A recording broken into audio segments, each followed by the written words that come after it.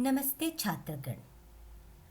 आज के पाठ में हम सेवा की भावना के महत्व के बारे में सीखेंगे।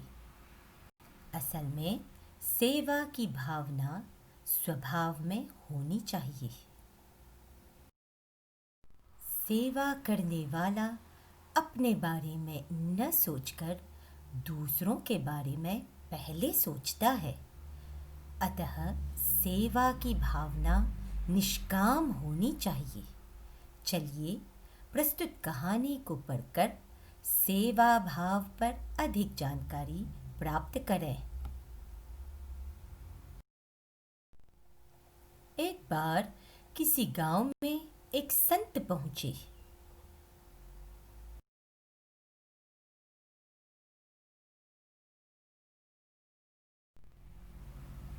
वे गांव वासियों के मन में सेवा की भावना का विकास करना चाहते थे।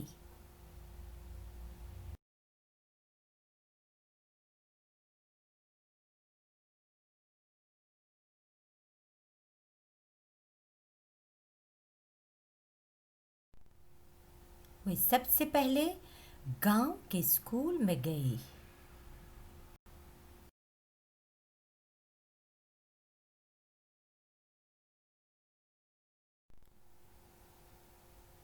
वे चाहते थे कि गांव की पाठशाला के छात्र समाज के सच्चे सेवक बने।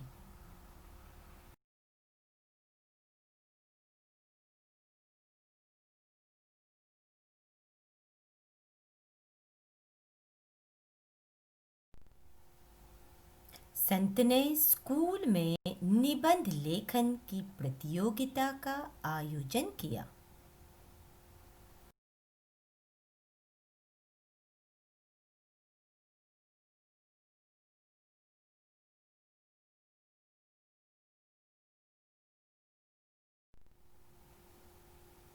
प्रतियोगिता का विषय था सेवा की सच्ची भावना।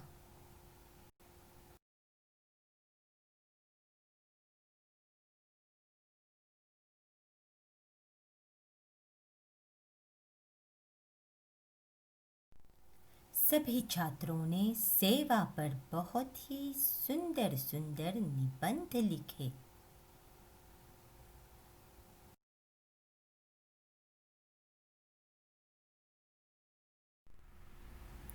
किसी ने लिखा कि सच्ची सेवा के लिए सच्चे मन की आवश्यकता होती है।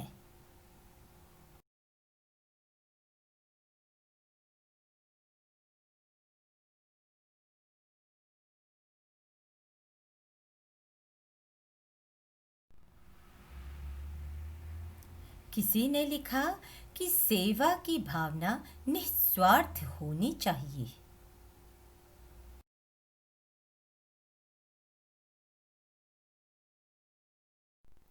जब परिणाम घोषित किया गया तब संत ने एक ऐसे छात्र को चुना जिसने प्रतियोगिता में भाग ही नहीं लिया था।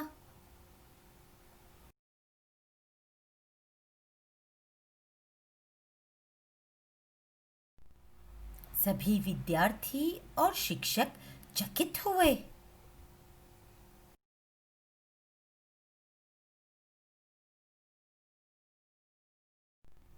तब संत ने कहा, असल में मैं विद्यार्थियों में सेवा की सच्ची भावना को देखना चाहता था।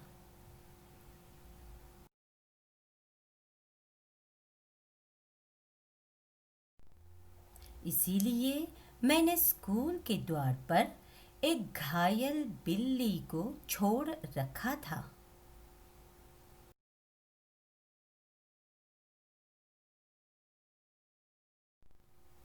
उस पर किसी का भी ध्यान नहीं पड़ा।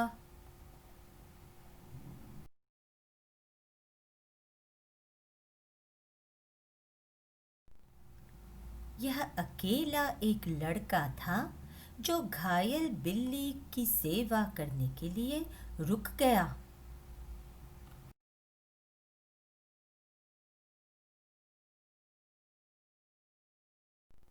उसने बिल्ली की चोट पर मरहम लगाया, उसे पीने के लिए पानी दिया, खाने के लिए अपनी रोटी भी दे दी।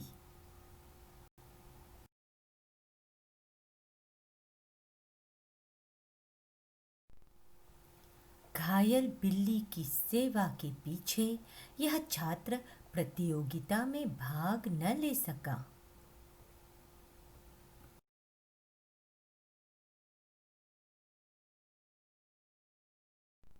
सेवा की भावना तो स्वभाव में होनी चाहिए, यही सच्ची शिक्षा है।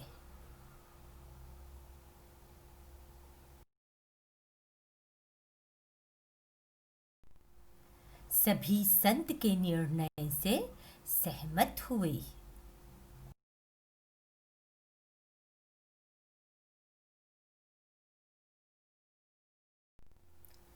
आशा है कि इस कहानी से आपने पर्याप्त लाभ उठाया होगा।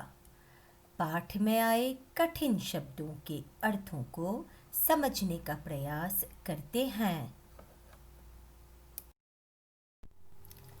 विकास करना, बढ़ाना, आयोजन, प्रबंध, तैयारी। निस्वार्थ, जिसमें अपना लाभ या निजी उद्देश्य न हो। घोषित करना, जोर से बोलकर बताना। चकित, हैरान, घायल, जो चोट खाए हो। मरहम, घाव पर लगाने वाला लेप या दवा। निर्णय लेना, किसी विषय पर अच्छी तरह विचार करके निश्चय करना। सहमत होना, दूसरे के मत या विचार से मेल खाना। चलिए अब इन कठिन शब्दों से वाक्य बनाते हैं। विकास, कोरोना पीड़ितों को देखकर उनके मन में सहयोग की भावना का विकास हुआ। आयोजन, दिवाली के उपलक्ष्य पर गांव वालों ने एक सुंदर कार्यक्रम का आयोजन किया। निस्वार्थ, उस सज्जन ने निस्वार्थ भाव से गरीबों की सहायता की। घोषित, नाटक प्रतियोगिता के अंत में हमारे स्कूल के छात्रों को विजयी घोषित किया गया। घायल, युद्ध में सिपाही अक्सर घायल होते हैं। मरहम, माँ ने छोटे बच्चे की चोट पर मरहम लगाया। निर्णय, पिताजी ने निर्णय लिया कि पूरा परिवार शादी में जाएगा। सहमत, मेट्रो में यात्रा करने के लिए हम सभी सहमत हुए। आशा है कि आप भी पाठ के इन कठिन शब्दों से अवश्य सही वाक्य बनाएंगे। अब चलिए हिंदी में समय पहचानना और पढ़ना सीखते हैं। हिंदी में समय सीखने से पहले निम्नलिखित शब्दों से परिचित होना आवश्यक है। अंग्रेजी में at night PM को हिंदी में रात के कहते हैं। In the morning AM सुबह के। In the afternoon PM दोपहर के। In the evening PM शाम के। पास्ट बजकर, हाफ पास्ट साढ़े। क्वार्टर टू पौने, क्वार्टर पास्ट सवा। Half past one 1:30 half past two 2:30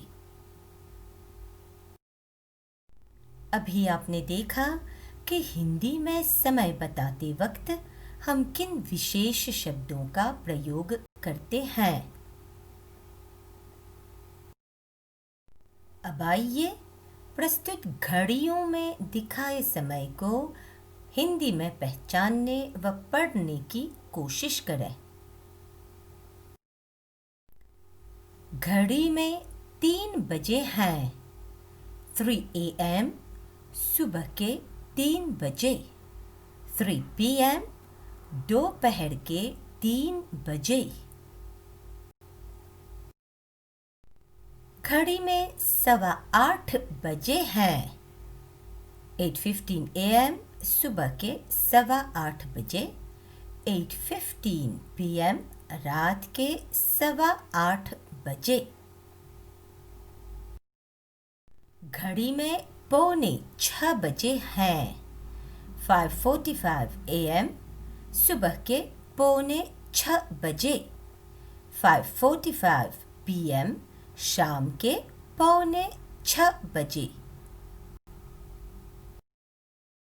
घड़ी में 11:10 हुए हैं। 11:10 AM दिन के 11:10। 11:10 PM रात के 11:10। घड़ी में 7:30 बजे हैं। 7:30 AM सुबह के 7:30 बजे। 7:30 PM रात के 7:30 बजे।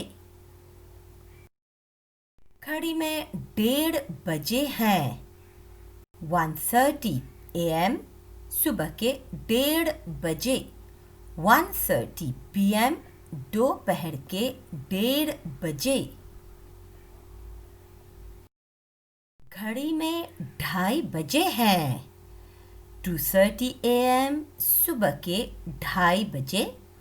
2:30 PM दोपहर के 2:30 बजे। घड़ी में 12 बजे हैं। 12 AM मध्य रात्रि के 12 बजे। 12 PM दोपहर के 12 बजे। आपको समय पर आधारित यह कार्य कैसा लगा?